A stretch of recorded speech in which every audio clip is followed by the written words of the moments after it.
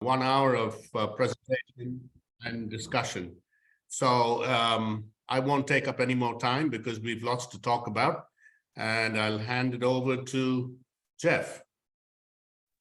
Over to you, Jeff. All right. Thank you, Anthony, and thanks for the introduction. I'm excited to be here with Yigal and Andrew to talk about our work that we do on the test development team. Okay, so just for a quick overview, we're going to start with describing the DET as a digital first assessment, and then we'll jump into automated item generation. That's what AIG means, and the challenge of complex item types. And then we'll talk about how we use large language models and how we use them specifically to create items automatically, right, using AIG techniques. So the Duolingo English test is a computer adaptive test of English language proficiency. It's delivered online and remotely, anywhere, anytime. It is proctored by 2 to 3 people. We turn around the scores in about 48 hours, and it's a shorter and more affordable option than alternatives. And it is what we call a digital first assessment. And now we'll start to talk a little bit what digital first means by first contrasting it with digitally assisted assessment, right? The idea of digitally assisted assessments, it's not new. Computers have been around since the 90s, and we've been using them for test delivery, adaptive administration, to explore opportunities for novel item types, and for automated scoring of productive responses. However, even with this new technology that's been around, this technology that's been around for the last 30 years or so, traditional test development hasn't really changed. It takes the approach of, test items that are written by experts, by people, and then pilot administrations to thousands of people, followed up by psychometric analyses in order to create a final pool of test items that are used in the certified test delivery. And this is a time-consuming and expensive process. So enter our perspective on digital first design, which is how can we use technology sort of at every stage of the test development and administration process to measure language ability. And so this is an image that's taken from one of our papers about digital learning, digital first learning and test taking experiences. And at the top, what you see is the test taker and learner experience front and center, right? And we see 3 factors related to the test taker and learner experience, which are access, delight, such as a shorter test time, and socio-cognitive factors. Then below that, you see 4 frameworks, right? You see the security framework, which sort of spans all of our other frameworks. And this is responsible for ensuring that all aspects of the test are securely delivered and scored. And components of this framework include, technology-based approaches to ensuring test score security, such as the Electron app that we use for delivery, as well as human-based approaches, such as our team of proctors that review every test, in addition to ML-driven indexes to flag suspicious behavior. Then you see at the bottom the CP, computational psychometrics framework, which defines how raw data and evidence is configured into features and measures, as well as identifying which measurements procedures should be used to model the data in order to create accurate estimates of test taker proficiency. Above that, we see the EECD framework, which is where what we use to make deliberate decisions about what data specifically is collected from test taker responses. And then what I'll be focusing on a little bit more today, which is the language assessment design framework, which includes components for designing assessments that target relevant domains and constructs, as well as methods and pipelines for automated generation, which feed into human review and piloting. And so we use these frameworks to organize our test design and administration procedure and to generate evidence for the inferences that you see on the right that people make when they interpret and use our test scores. And so digital first assessments are tests that are what we say born digital, right? These are designed with computational models in mind, AI algorithms in mind, and the capabilities of technology in mind to help us create valid and reliable measures of language assessment. In addition, they are highly integrated, right? We create a lot of fluid infrastructure in the background to tie our development and scoring procedures together.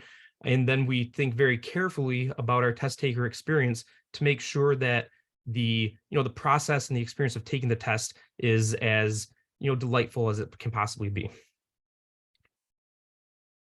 And so to summarize, digital first involves a lot of automation. And you see a list of things that we automate here. And today we'll be focusing on automatic item generation. And to start with, I'm going to give you an overview of two complex tasks that we create using AIG. The first is what we call the interactive reading task. This is a series of tasks where test takers interact with the text for several different purposes. And it closely represents the activity of reading in university settings, as well as tapping into established purposes for reading and supports integrative tasks. So, like I said, this is a suite of tasks. And what starts with is a short paragraph where we measure vocabulary and context. And what you see here is the first item has been selected and locked in, and that's indicated, by the bolded word in the orange circle next to it. But then what you see here is the person who is hovering over analogous as a possible choice, and it fills in analogous in the context so the test taker can see how it looks in the surrounding context in order to make a decision about whether or not to choose it. So we've got some light interactivity in this task. In the second task, the second half of the text is revealed to the test takers, as well as the first half as well, and in that first half of the text takers can see the answers to the questions from the previous task. And this task measures like discourse knowledge, right? This is a discourse completion task where the test taker has to select the sentence that best ties together the first half of the passage and the second half of the passage. And we have like a staged reveal of the text. Then the test takers move into what we call the highlight the answer task. And there's two of these for each reading passage. And this measures their ability to scan and identify key information. These are unique question stems in the sense that every passage has two unique questions that target this construct. And then the test takers respond by highlighting the segment of text that contains the answer to this question over here on the right. And this is an authentic interaction that you would see both in digital mediated reading situations, as well as, I guess, normal text-based or paper-based reading situations as well. Second to last task is what we call the identify the idea task. And here test takers have to identify an important idea from the passage from a list of ideas. And this is what we call common STEM questions. So what this means is across all of the passages in our item bank, this prompt remains the same, but these vary and are automatically generated. And then finally, a title the passage question, which measures overall reading comprehension, where test takers have to select the best title for the passage. And again, this is also a common STEM question. So moving forward, we're excited that in about a month, we're going to launch a new item type that taps into elements of interactive competence. Here is a slide that shows a tree. This is a figure from Gillespie and Taylor in 2018, which is like a heuristic for describing the full construct of interactive competence as it exists in the target domain, right? At the bottom, you have in the roots, you've got the speech situation, the speech event, and the speech act. And some tangible examples of that are office hours, meeting with the professor and making a request. In the trunk highlights your interactional partners or your interlocutors, and the branches highlight interactional skills that are relevant for interactional competence, such as turn management and topic management. This has been tackled in large-scale assessments in a limited or indirect way, right? So there are discourse completion tasks, in which test takers would listen to a few turns and then select the best completion turn for the last turn, or answer comprehension questions about the conversation. Another example is oral proficiency interviews where test takers interact with an examiner, but these don't typically mirror conversations. And a lot of this is, due to the fact that the purpose is different between, from normal conversations in the sense that test takers are there to show their proficiency, and there is a power differential between the examiner and the test taker. And so our task seeks to address some of these issues by creating a innovative multi-turn conversational tasks in which test takers interact with an animated character. And so this task requires listening and reading comprehension in a simulated in simulated real-world contexts. It's an interactive task. Test takers will receive immediate feedback based on their previous choice, and it taps into their ability to participate in interactions in university settings with peers, so student-student interactions, and professors, right? Student-professor interactions in academic situations. And so just to come back to this tree, the common speech situations are student-student interactions and student-professor interactions.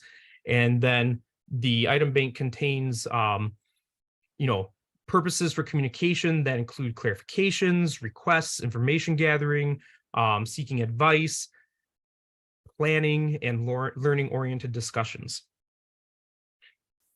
And so now I think we should do a couple of demos.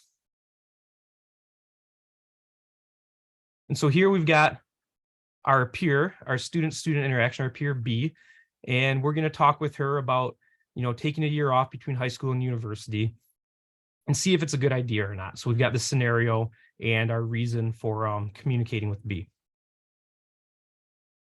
Okay, we can only listen to the audio once, so I'm going to press play. So, have you decided what you're going to do next year? We have our options. We can go with this one because we're talking about a gap year. And here we've got some feedback showing that I did indeed choose the correct option or choose the best option. That's a great idea. I've been thinking about doing the same thing. I've got another list of choices to make. So I got this one wrong, and it lets me know I got it wrong. And I can take some time to read the best answer, to bring myself back around to the context of the conversation. Yeah, I know it's a big decision, but I think it would be a really great experience. You get to travel and learn new things and meet new people. Okay, travel, learn new things. Got that one right. And there are so many different options. You could volunteer or work or even just take some time off to relax and figure out what you want to do with your life.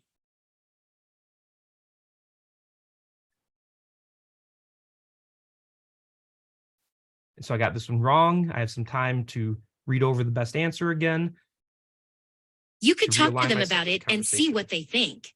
It's definitely worth considering.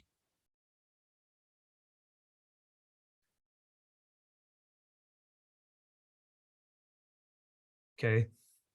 And then after this task, so I'm going to take some time and just look over the task a little bit to reorient myself to the conversation, because the next step is we write a summary of the task. So I talked with my friend.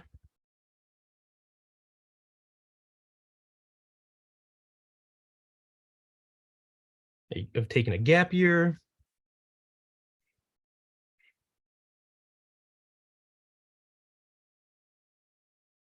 Some opportunities.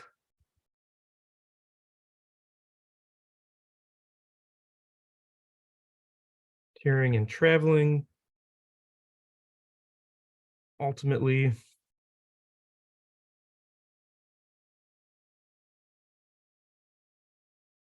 I decided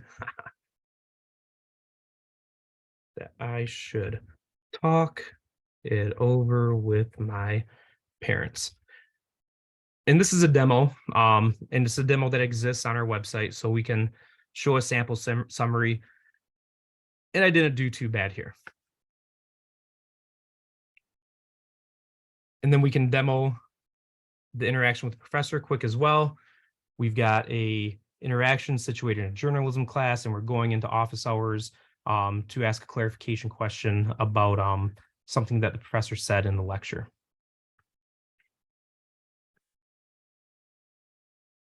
Sure. What was it? So we're talking about reporters and cultivating sources. Absolutely. Cultivating sources refers to the process of developing relationships with people who can provide information for stories. This can be done in a number of ways, but some common ones are attending events that potential sources are likely to be attending, initiating conversations, or asking current sources for additional people they may know.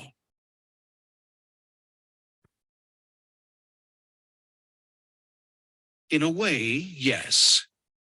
But unlike traditional networking where the goal is to meet as many people as possible, the goal with cultivating sources is to develop deeper relationships with key people who can provide you with information that you need about a topic. So again, we've got our list of options. I'm just going to choose one. That was pure luck that I got it It correct. makes your job as a reporter more efficient. Instead of having to call strangers for information or contact public relations departments, you can reach out to your sources and get the information that you need quickly and easily.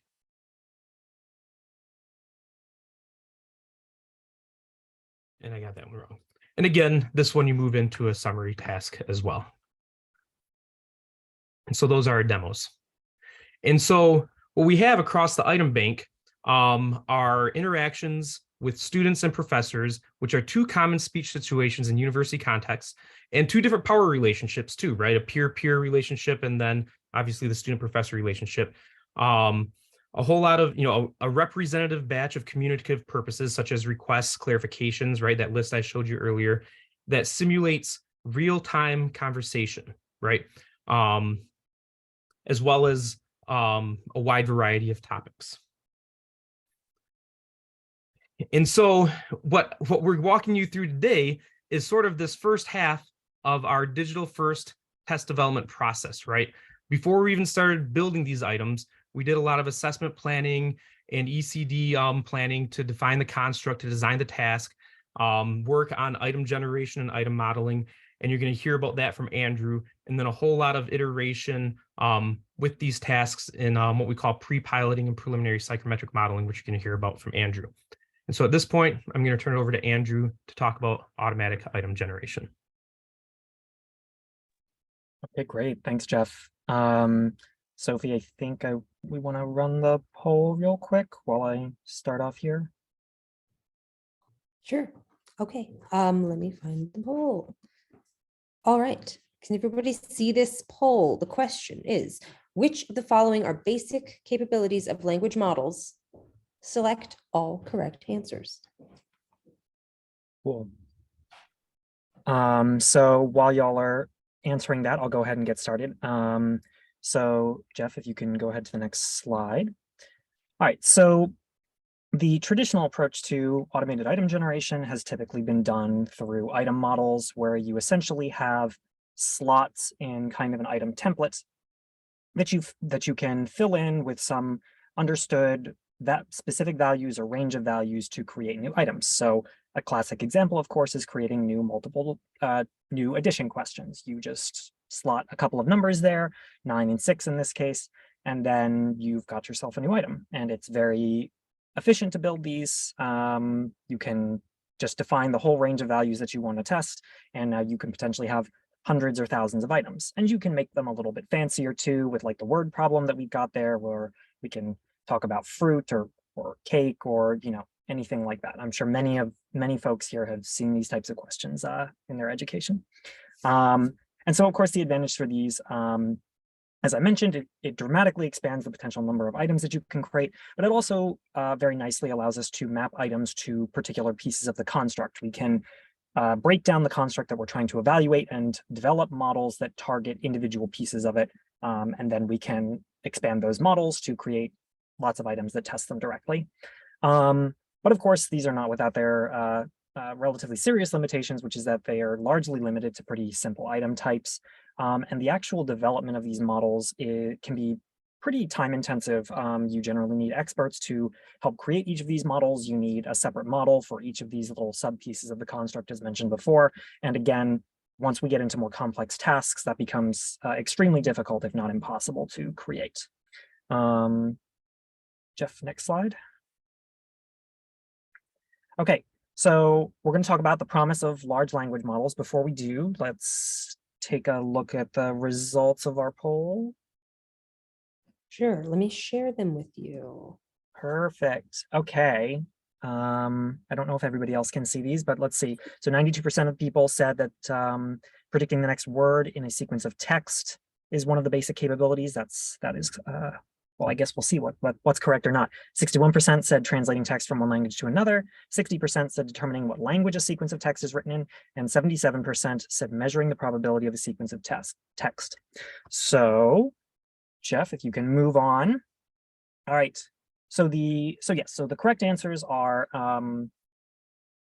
understanding how likely some piece of text is. So essentially, if you have the sentence, I walked the dog, how likely is the word dog in that sentence? How likely is the sentence as a whole across all of English language or all language in general? And then kind of the related task with that is being able to then generate plausible new text. If you understand how likely a piece of text is, you can try to figure out what would be the most likely continuation of that text. And so in this case, with the sentence, I walked my blank, we would be able to look at the probabilities of that, those first three words paired with every other possible word in our language and see what are the most likely continuations of that sentence. And so dog is probably more likely than penguin or car or something like that.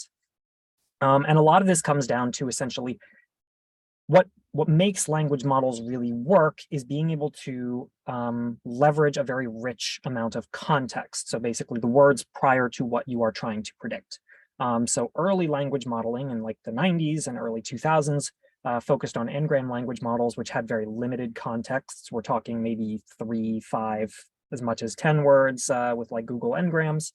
But modern language models, which are significantly more powerful, are able to leverage thousands of tokens or roughly words of context. So GPT-3, which came out in 2021, was about 2,000, and then they bumped it to 4,000, and now GPT-4 is up to 32,000 words. So you can do a lot that you couldn't do before with these. Next slide.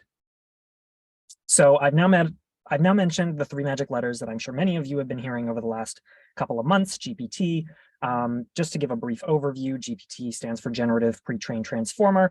It is a extraordinarily powerful language generation model. GPT-3 was very powerful when it came out. GPT-4 and ChatGPT are just more on top of that. And the thing that has really impressed folks in the machine learning community beyond just kind of the impressive numbers on paper is how good these models are at what is referred to as few-shot learning. So most machine learning models, when you want to perform some new task, need at least a few hundred, if not 1,000 training examples in order to be able to do a good job at performing that task. GPT-3, on the other hand, has proven that it can perform a new task with maybe 2 examples of what you're looking for, maybe more, depending on the complexity of the task.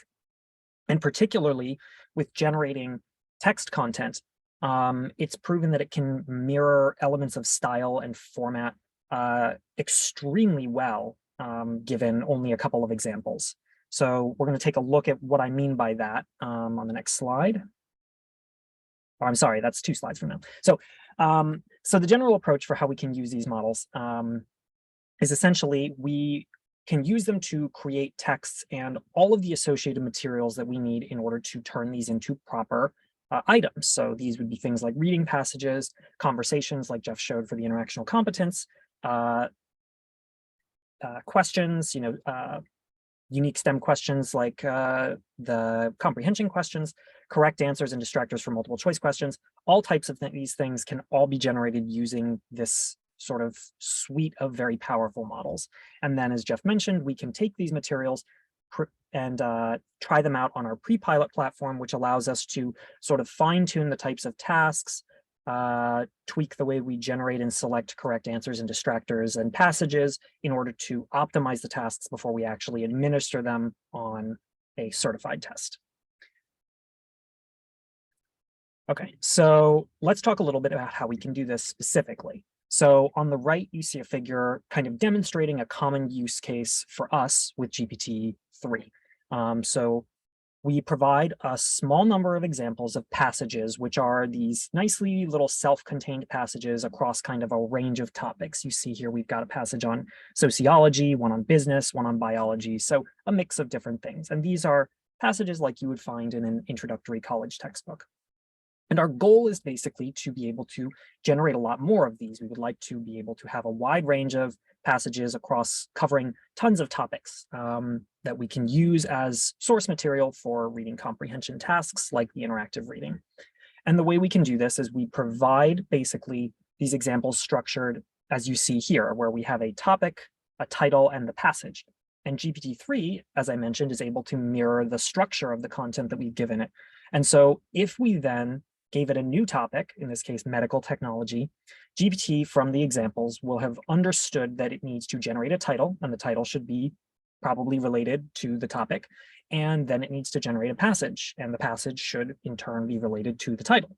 And if you take a look at the examples here, you'll see that that's pretty much what's happened. We've got a new passage on the history of X-rays, one on evolution in general medical technology, one on use of computers in medical research, and all of these fall under that medical technology topic. And the key thing to note here is that we didn't have to retrain this model. We didn't have to provide a lot of examples of medical technology related texts. GPT's probably seen a lot of texts on medical technology, but it certainly wasn't trained specifically to do this. We just had to give it a couple examples of the kind of thing we wanted. And so once we have these passages, then we can start to look at how can we generate questions about them. So next slide. So as Jeff mentioned, we have kind of two families of questions that we really care about or think about. One is common STEM questions. These are things like, what's the main point of the passage? Here, we don't actually really have to generate the question ourselves. It's common across all passage types. Unique STEM questions, on the other hand, we would need to generate uniquely for each passage. And we can actually very easily take what we just did for content generation, essentially, and apply it to generating comprehension questions. And then once we have the questions, that could be the end if we decided that we wanted to just administer them as free response questions. But as many folks I'm sure are aware, that introduces a whole range of other difficulties when it comes to scoring open-ended responses. And so in addition to being able to generate open-ended questions, we would like to have processes so we can generate multiple choice questions, which would just generally be easier for us to evaluate. Next slide. Great. So let's talk a little bit about how we can do that. So as I kind of alluded to, generating, you saw how we can easily generate passages just given a topic and a title. Well, naturally, we could also just generate answers potentially by giving GPT examples of a passage and the type of answer that we're looking for. So in the case of generating like possible main points from a passage, we would just need to give it a few examples of a passage paired with their main points. And now with if we have a new passage that we want to administer as an item, for example, the first passage in this diagram on the left, we can feed it into GPT and then get a candidate list of main points. And we'll need to do some additional filtering to try to pick out what we think is the best one, but that gives us a really strong starting point for getting the key. The trick then is getting the distractors. GPT is not very good at doing things intentionally incorrectly. It certainly makes mistakes, but it's not generally very aware of those mistakes. And so if we tried to tell it generate distractors directly, what we would find is that way more often than we would like, it will generate answers that are actually potentially correct. And so we need kind of a different approach in order to get a more reliable pool of distractors. And so our approach to doing this is generating what we call alternative paragraphs, where basically we take the topic and the title for our kind of base item. In this case, this is our medical technology history of X-rays passage. And we would have GPT generate 10, 20, 50 more passages on that same topic and title pair, or maybe just on the same topic to kind of get a wide range of alternative texts that would be, generally speaking, topically related. They would be on the same core idea with varying levels of differences in specific details because of the way the language model works. It generates text semi-stochastically, so we'll get different things each time we query it, essentially. Once we have these alternative paragraphs, we can pass them through this same pipeline where we extract main points. And now we've got main points for a bunch of passages that are similar to the one that we're going to ask them about, but that will vary in some of the details. And those sound like perfect answers for where we can source our distractors from. And that's exactly what we do. And we can apply this to a range of multiple choice questions, essentially, where we leverage similar texts to provide distractors for us. And this in practice works very well. And again, we need some automated filtering on top of that, but it's, again, generally much more reliable than querying distractors directly. Next, yes, great. All right, so now I'm going to pivot a little bit. So we talked about reading comprehension passages and how to generate multiple choice questions. Let's talk a little bit about conversations. So again, with conversations, our goal is to generate short conversations with kind of specific constraints on the types of scenarios. So this already kind of pulls it out of the realm of a standard open format chatbot. We need pretty tightly constrained conversations around a specific set of scenarios. And so we had two kind of questions to tackle with this. One is what types of situations will we cover? And then two, how can we go beyond just sort of the basic details of the situation? You know, the one that Jeff showed with the professor, you could summarize that as student goes to see their professor with a question. But that's not very interesting. It's not very specific. It doesn't give us a lot of control over the types of content we generate. And so what we try to do is expand these basic scenarios with extra details to create much richer conversations that we also have a lot more control over from a topic perspective, so we can make sure we cover a lot of different academic subjects and things like that. Yes, great. Okay, so basically, like I said, so we take these initial scenarios and we actually have GPT expand them for us. So we just ask it to, we give it some examples of original scenarios and some expanded ones that we've handwritten. And then we can pass in a whole bunch of basic scenarios that we can write ourselves and generate a tremendous number of new expanded scenarios with a wide range of interesting details. But what we found is that when we do that, GPT actually ends up with kind of its own preferences for certain types of details. So one example of that is the academic subject that the conversation focuses on. When we sort of did this scenario expansion in an unguided setting, we found that a lot of the conversations focused on psychology, biological sciences, and in fact, the top 10 subject areas accounted for about 2/3 of the total scenario expansions that it generated that focused on a particular academic subject. And we would like to cover a wide range of academic subjects on the test. And so the way we can do that instead is now take those expanded scenarios and get GPT actually to rewrite them to focus on different subjects, for instance, or we can shuffle around the details of any type. We can change like from talking about a term paper to a midterm. It could change from being your professor to a professor you maybe don't have a great relationship with, or maybe it's your close advisor who you've known for 3 years. And so if we go to the next slide, I've got an example of how this might work. So at the top, we've got our base scenario. Students interested in a job post, wants to see if their advisor thinks it would be a good fit. Very generic, not a lot to grasp onto. And GPT really works best when you provided a lot of clear examples of what you want. And so now we can expand the scenario. You see that now we've got a student who's about to graduate. They are getting their degree in English. And it's also filled in details about what type of job they're looking for. And so it's same core idea, but much more fleshed out. But as we saw on that last slide, we've got a lot of scenarios that are about English in various ways. And so let's pick a subject. Maybe we want to cover a subject that's less well represented, like engineering, oddly enough, was not well represented in our resulting scenarios. And so we can ask GPT to do that for us. And it actually does this super well and very easily. All we have to say is basically rewrite this to be about engineering. And not only does it fix the problem, like fix the degree to be about mechanical engineering, but it also rewrites the job to be something that would fit that degree program. And by doing this, we can shift that, very skewed distribution to something that is much more even across all of our different topics.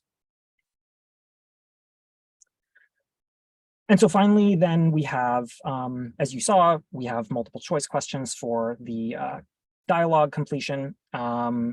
Here, rather than restricting ourselves to just a handful of alternative conversations in this case, we can actually leverage the fact that dialogues share a lot of properties in common across dialogues that cover a wide range of things, basic greetings, clarification questions, planning questions like when do you want to meet. These can apply across a wide range of scenarios, no matter what the specific details are. And so basically, once we have taken our expanded set of scenarios that we generated in the previous step, we can generate literally tens or hundreds of thousands of conversations and then leverage all of the turns from all of those conversations to create a massive bank that we can then leverage to pick out distractors.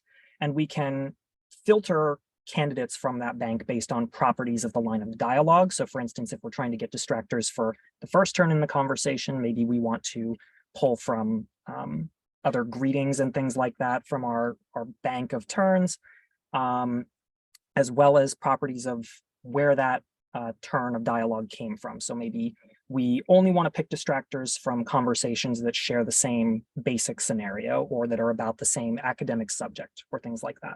And that allows us to really fine tune which group of distractors we pick and significantly improve distractor generation for these items. And so now I'm going to hand it over to my colleague, Yigal, to talk about how we put all of this into practice. Thank you, Andrew.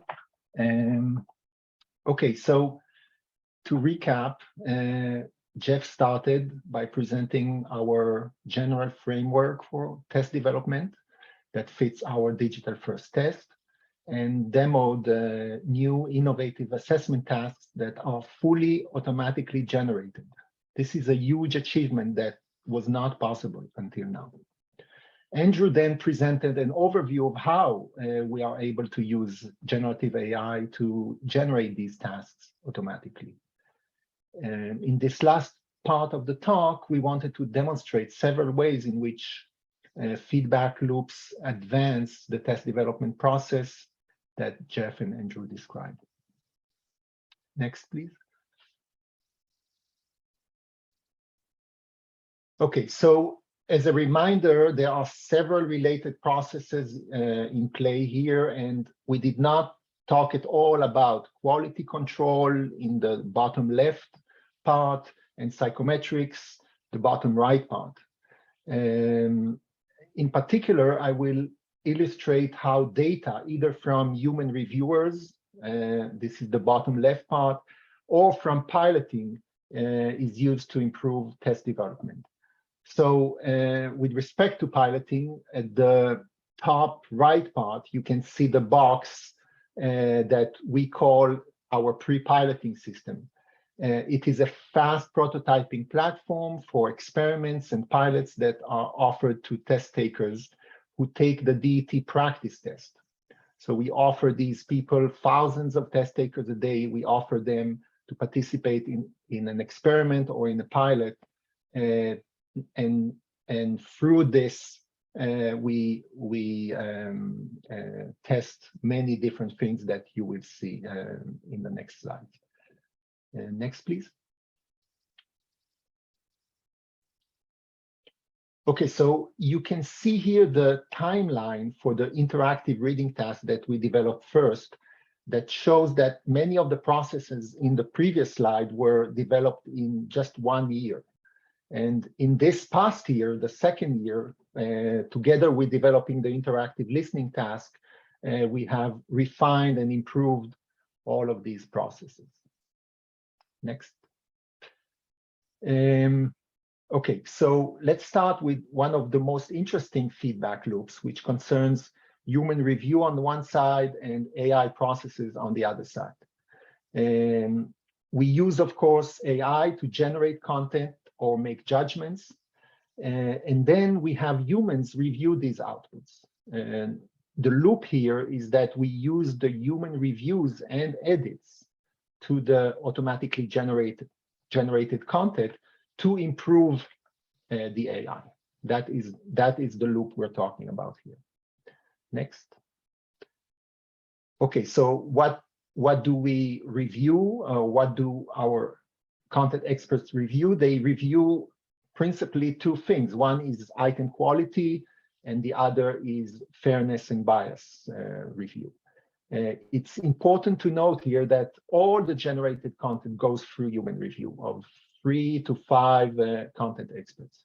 The key, of course, is that having humans correct AI-generated content is significantly more efficient than having humans generate the content from scratch. Next. Who reviews? Our reviewers have extensive experience and background in relevant areas, and they also have diverse backgrounds, which is important for FAB review. Okay, so how do we close this loop? Through human review, we collect information about passage content labels, degree of content edits, selection or rejection of distractors, keys, and comprehension questions, and then time to fix these issues. And we use all of this information to try and improve the AI processes that generated the content. And this includes filtering bad or high effort text, improve key and distractor generation, and automatically fix certain content issues or FAB issues. Next, please.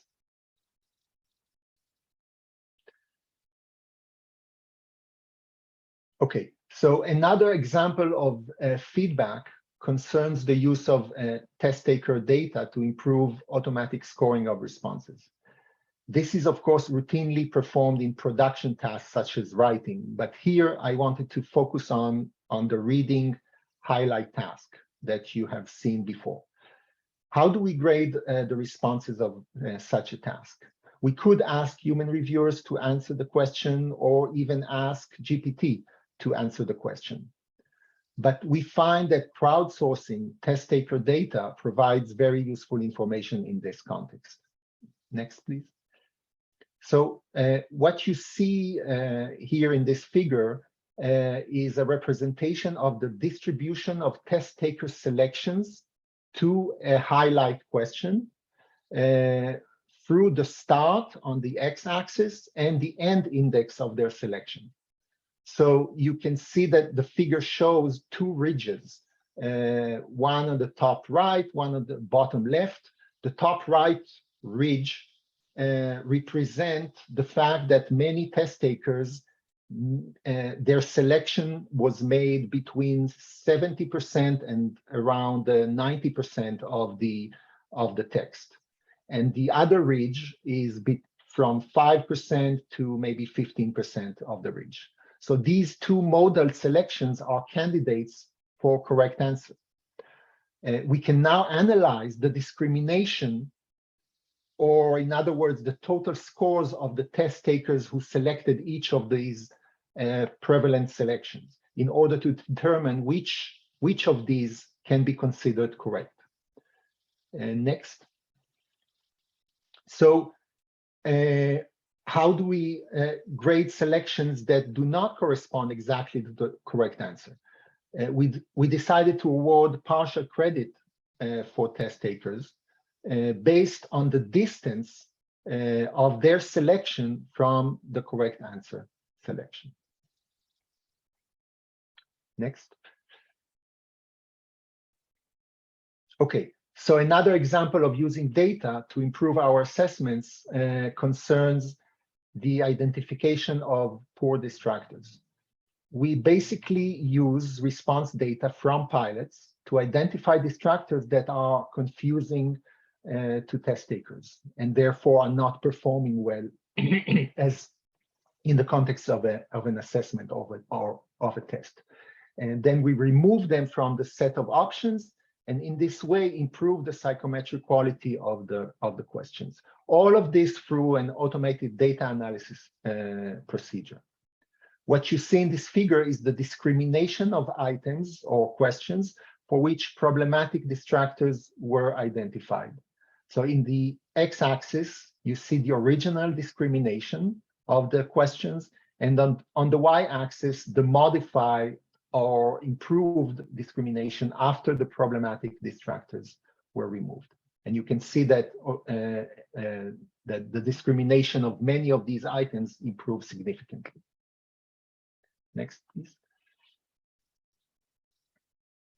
Okay, another example of feedback concerns the relationship between developing innovative tasks and developing innovative psychometric models that can handle the responses for these tasks.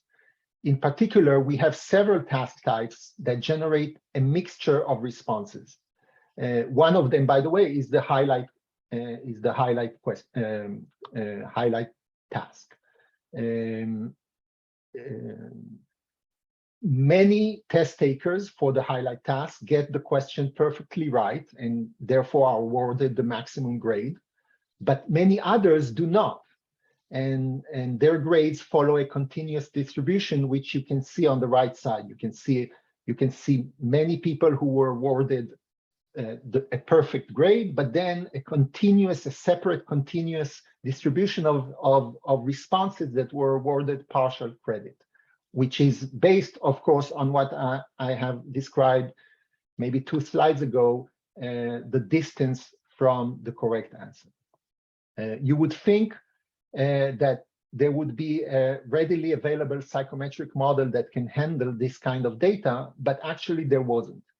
And so J.R. Lockwood, which is our lead psychometrician in the test scoring team, rose to the challenge and developed one such IRT model that we successfully use now.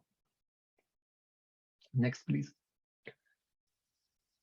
Okay, so finally, I would like to illustrate design iterations of the interactive listening task, the second task that Jeff demoed, that show the interplay of theoretical considerations and evidence from pilots. We started actually by developing a live chatbot, but eventually abandoned this idea, at least for now, as a result of considerations of first, how to ensure that conversations stay on track, and second, how to evaluate or score the test taker contributions in this context of a live chatbot.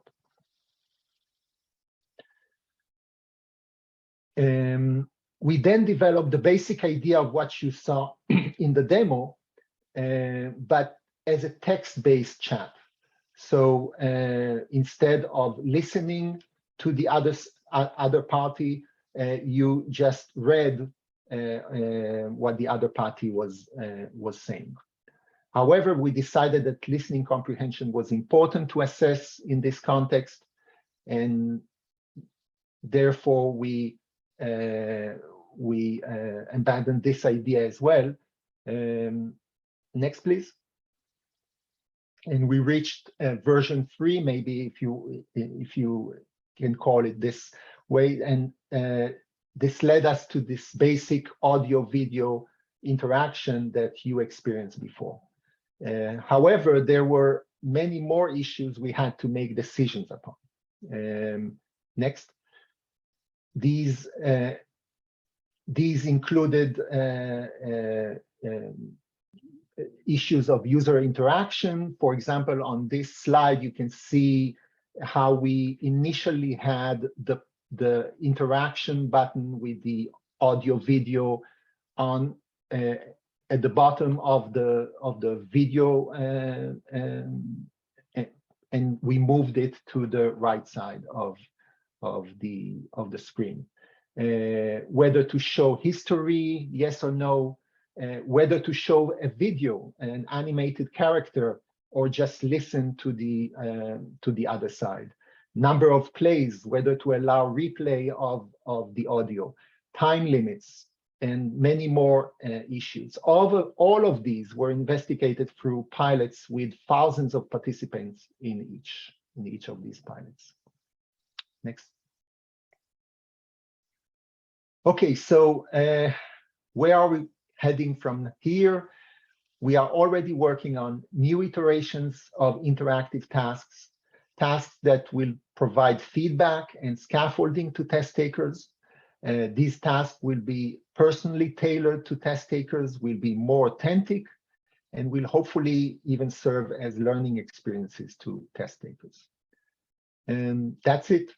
We hope you are as enthusiastic as us about the future of test development, a future that we believe rests on these three pillars of generative AI that is informed by theory-based task design, then human review of generated materials that feeds back to continuously improve task design and generation, and three, extensive testing and experimenting that lead to truly evidence-based assessment tasks. Thank you very much.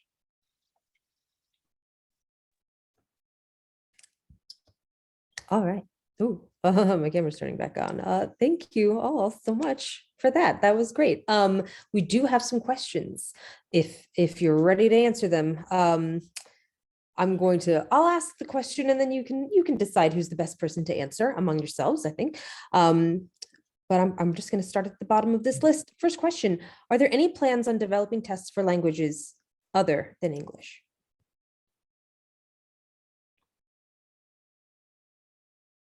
Jeff? Yep. Sorry, it took me a minute to find the mute button. Sure. I think sometime in the future we'll probably turn our heads towards that, but that's a project for the future. Project for the future. Great answer. Okay. Next question is, what is the percentage of items created by AIG in the DET operational bank? Are we able to answer that question? Yeah, 100%. All of our items and all of our task types are automatically generated with human review, of course. With human review, of course. Okay, let me bop around here. One person says, thank you for your informative presentation on the use of AI in assessment. The focus you place seems on item quality, particularly the generation of distractors. I was wondering if you have employed any prompts to regulate text features such as sentence length, which may impact text readability. Andrew? I mean, yes, text length is certainly something that we account for, both in terms of the generated text and the keys and distractors. If you have any other specific features. Much more than that, Andrew, yeah. Right? Much more than that. We have, you have developed like dozens of features. Please, yeah. Yeah, if there's anything else that you're curious about, I'll try to watch for follow-up in the chat, but yeah. And I'm just going to pause from the Q&A just to say to the people in the chat, yes, we are recording this and we will upload it to our the DET's Assessment Research YouTube channel. I'll share that link again in the chat. It's up higher in the chat. If you search Duolingo English Test Research on YouTube, you'll find it as well. All of our previous webinar recordings are there, and this one will be too very shortly. Let's see. Here's one. Could you elaborate more on how to develop distractors? Just to check if I understand correctly, do we need to generate multiple texts on the same topic to create a bank including multiple correct choices and filter the most proper items to work as distractors, but right in nature for a certain passage? Yeah, that's essentially the idea. Is we try to, the core idea is to leverage texts that are on very similar content and topics in order to generate potentially appealing distractors using our existing pipelines for generating correct answers, essentially, without having to rely on GPT getting something explicitly wrong.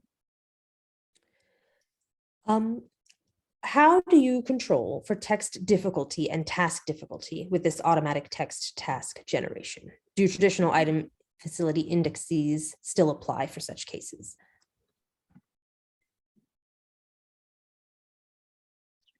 You got it?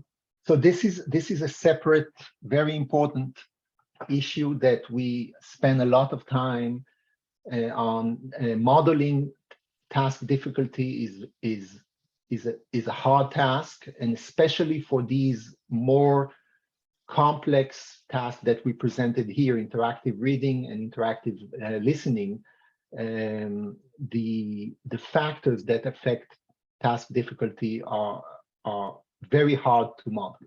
But we are actively pursuing this goal all the time. So we are trying to model and basically predict task difficulty for each of our tasks. Here's actually one from the chat that we just got in. So it says, thanks for the presentation. It seems to me that the interactive listening task that you demonstrated for us still heavily relies on examinees' reading ability. How do you define the listening construct in this case? Yeah, that's a great question. We do consider an integrated task where they do have to, read and understand the scenario and the responses, but they also have to, in order to select the correct response, they have to understand each turn of the interlocutor, their professor, or their student in order to select the best response. And so I guess we define the listening construct as, can the test taker understand what their interlocutor is saying in order to select the next best turn to finish the conversation. Got it. While I'm in the chat looking at questions, I've got another from Linda Taylor. She asks, the text item distractor generation system is impressive. Thank you, she says, and says that she's interested in the role of the human in the loop for review purposes. What sorts of flaws or weaknesses do the human reviewers tend to pick up, and how are these addressed? What volume of material do you find has to be rejected in percentage terms?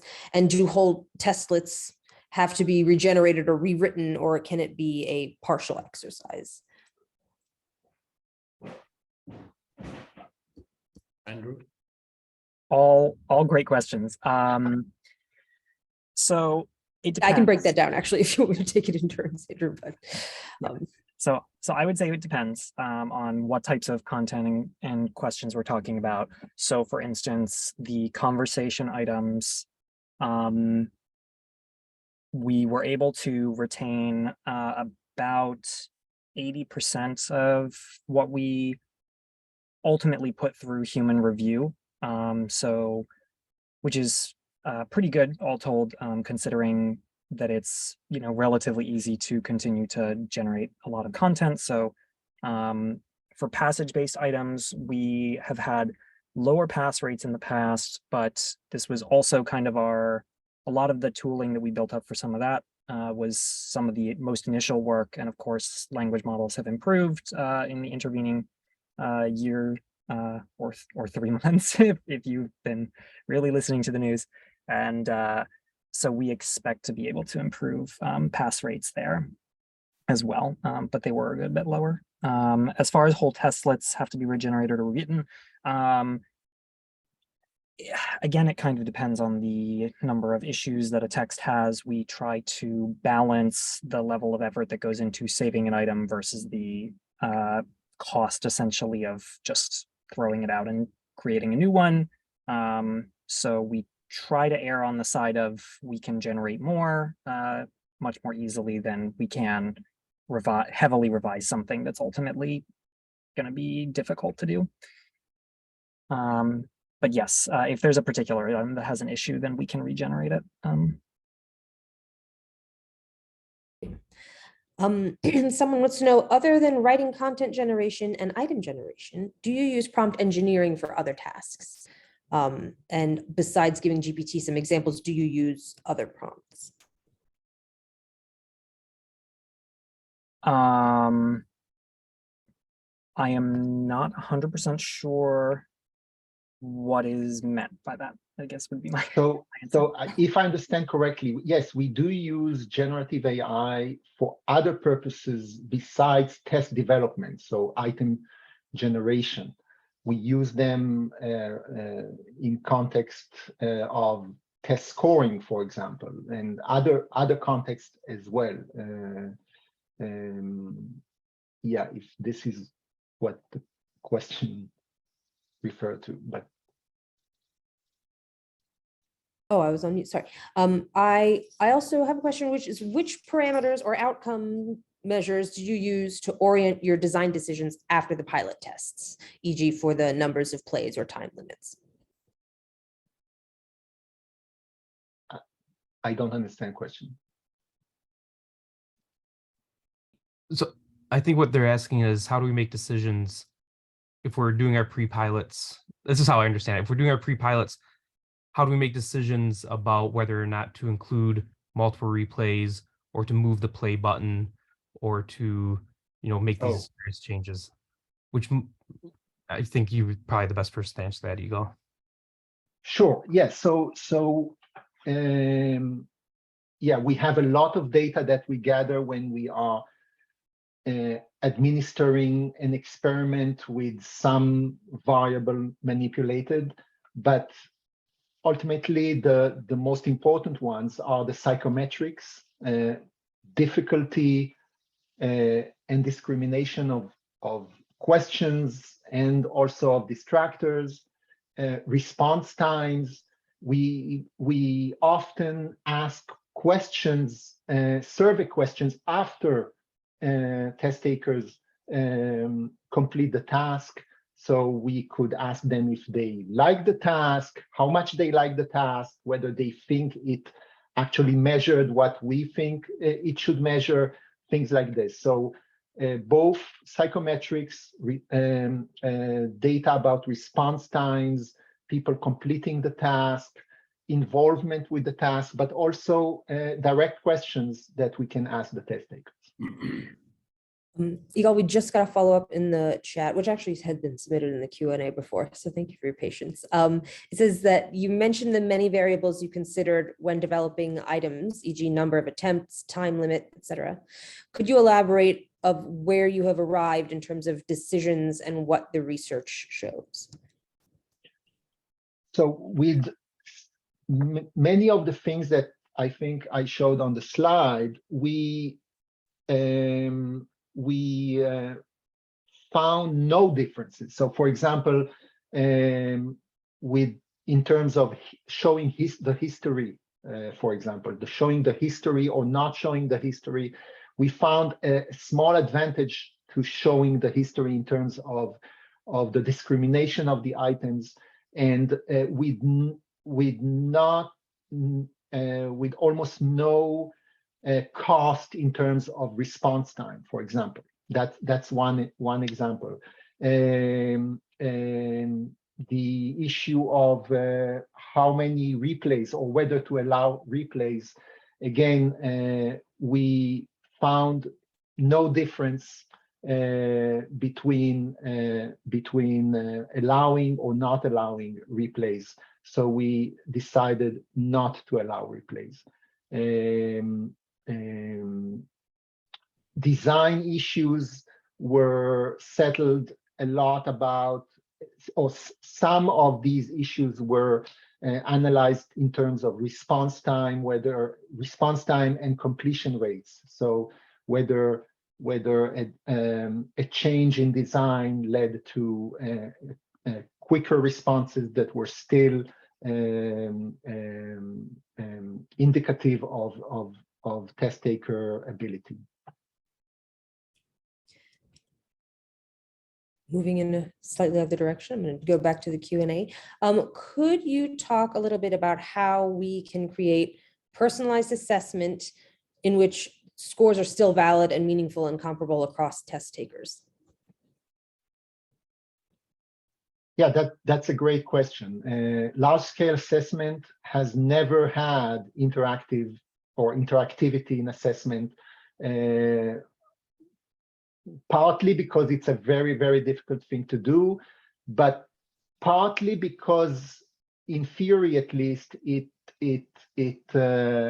is more challenging to provide this standardized context for assessing test takers' abilities. However, as you have seen in our innovative tasks, we do provide feedback, immediate feedback about people's choices, responses, which allows us to create, we believe, more authentic tasks. And we have seen that this does not hurt our ability to assess people's language ability. So that is an important basic decision that we have made, that we would like to introduce more interactivity and more authentic tasks. Now, we also have a lot of questions in the chat about GPT, as you might guess we would. So I'm going to go through some of these because I think folks are pretty curious. Here's kind of a context one. What are the differences between test items produced using GPT-3, ChatGPT, GPT-4, and subject matter experts? I assume meaning generated items versus ones written by humans. So, I mean, I can take a stab at this. Go for it. So in terms of content, it doesn't vary much at all, right? What's created by people and what's created by GPT-3 or GPT-4, whatever variant you're talking about, is very similar. I guess where we have to be careful is we have to make sure, like, we do the FAB review to catch for, you know, things that might contain bias that you wouldn't want on the test, which a human might not you might, know not to write about as well. And so that's why FAB review is so important. And another big difference from the perspective of just test development is cost, right? It's more affordable to generate items using a GPT than people. There you go. And I saw one earlier about how you make sure that ChatGPT doesn't hallucinate when it's generating items. Like, how is it hard for human test developers to spot things like that that ChatGPT might cook up that aren't that it shouldn't? Maybe. I think we spoke a little bit to this before, but Yeah, that's a great question. So obviously for some domains, it's less relevant, where you expected to invent, like, short stories and, news articles are intentionally written as not necessarily true. But for academic content, this is a concern. Our item quality reviewers do try to catch as much of that as they can. It's tough to say for certain if we're catching everything. But it's something that we look into, and we explicitly ask our reviewers to try to pay attention to that as much as possible. I have some from the very beginning of the Q&A. Thank you for your patience. The first question is, how do you make sure that a shorter test is better than other tests, or what does making a test better involve?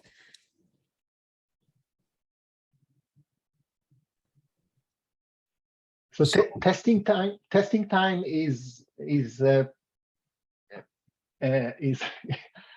problem for every large-scale assessment, right? Every large-scale assessment would like to shorten testing time on the one hand, but would also like to generate scores that are as reliable and valid as possible. So this is a constant trade-off.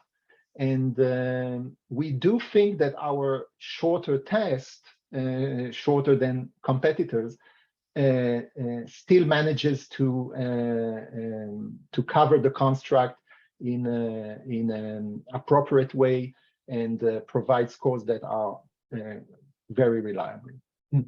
I'll just add on to that. Yeah. One reason we can do that we didn't talk too much about today is the computer adaptive nature of the test, right? So the adaptivity allows us to hone in on the test taker's estimate, or, ability more quickly than if you're using a traditional fixed form test. And then could you also maybe please explain how you rate writing and speaking performances on the test? Yeah, so we use automatic scoring to rate or to evaluate the responses for both our open-ended writing tasks and our open-ended speaking tasks, as other large-scale assessments have been doing in the last few years. And we constantly improve these scoring models. We have a lot of evidence that they are that our scores are very reliable and comparable to human ratings of these responses. But this is a whole other talk or webinar to Have to talk tune in about the next webinar. to know Yes, more. yes, maybe, yeah. I have a new question, which is, can you talk a little bit about the text features that have been utilized in the generation of reading texts to guarantee that they have varying degrees of difficulty? Generally, we have looked at, high-level properties that are associated with difficulty, like length, complexity of vocabulary. We've trained other machine learning models in-house that attempt to assess the difficulty of reading texts. These are based on other large language models. Maybe you've heard of BERT. And we're also exploring ways, we're constantly exploring ways to improve our estimates of difficulty shortly after generation time. So that way, when we send large numbers of items to reviewers, we can be relatively sure that they're going to span the range of difficulty. That answers that. Another question is, someone's interested in understanding how we define authenticity and whether we feel that machine generated items could be considered authentic.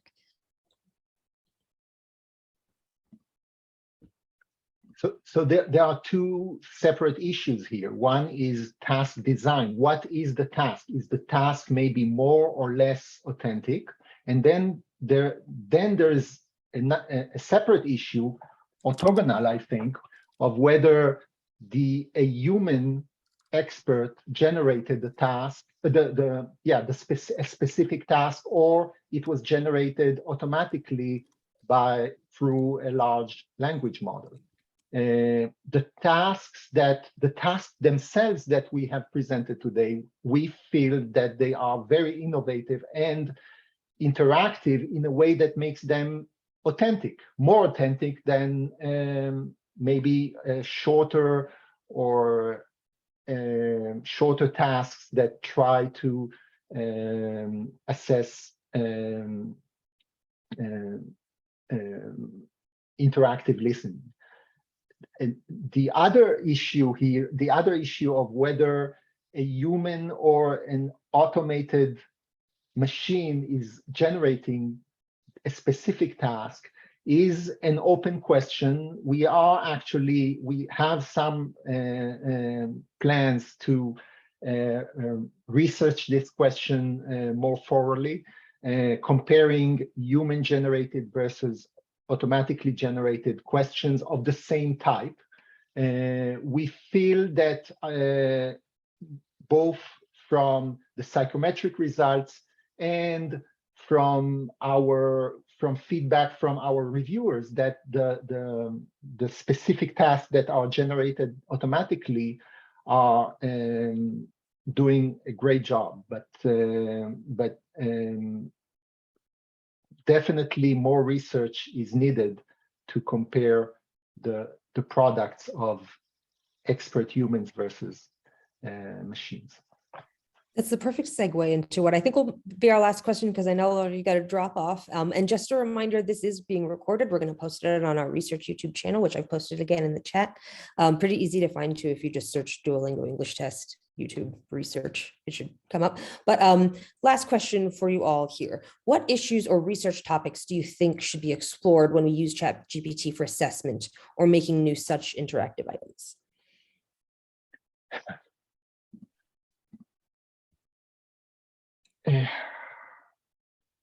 Jeff, you want to? I mean, I think, yeah, there are so many. I know. I think Igal just laid out two interesting ones, right? Can we tell the difference between a machine generated text and a human generated text?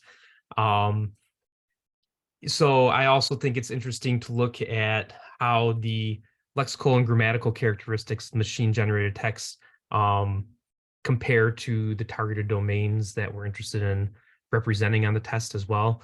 That is, in my mind, an interesting line of research also. Yeah, and as Eagle has mentioned in his like closing slides, just more interactive and more personalized assessment tasks too. Any of our other speakers want to weigh in on that question? Well, I'd like to ask a question that was asked in the chat. Are there any concerns about intellectual property and confidentiality of test questions? Is that something we're concerned about? So we're not concerned about intellectual property because at the moment, because right now all of our and maybe Andrew wants to add on to this, but we have our prototypical seeds, and then we have the content that is generated by GPT, which we own. In terms of confidentiality, of course, like item bank security is always a concern. We want to keep it secure, but part of, you know, combating that is to also just increase the size of the item bank so that it is so large that even if someone did get their hands on the items, it would be very unlikely that they'd, you know, get an item that they had pre-knowledge of in order to answer without having to demonstrate language proficiency as well.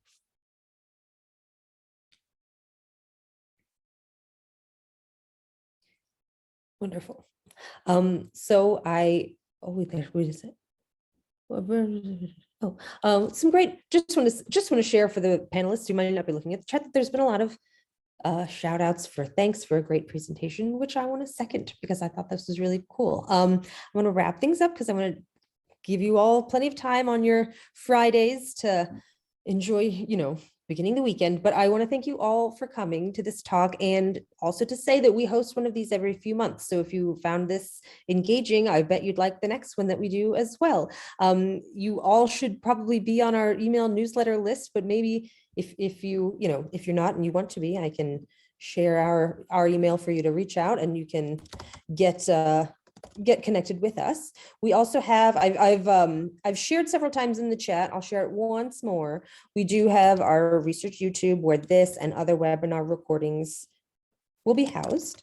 So this is I just shared it, English test research at duolingo.com is a great way to reach out to us if you have questions about this. We'll keep you all posted about future webinars. This recording will be up online very shortly for you to enjoy again, and share with your friends who weren't able to attend. If you know, if they're interested, please feel free to share the link. And thank you all for coming. Yeah. Thanks so much. Thank you very much for attending yet another one of our webinars. Thank you. Bye-bye.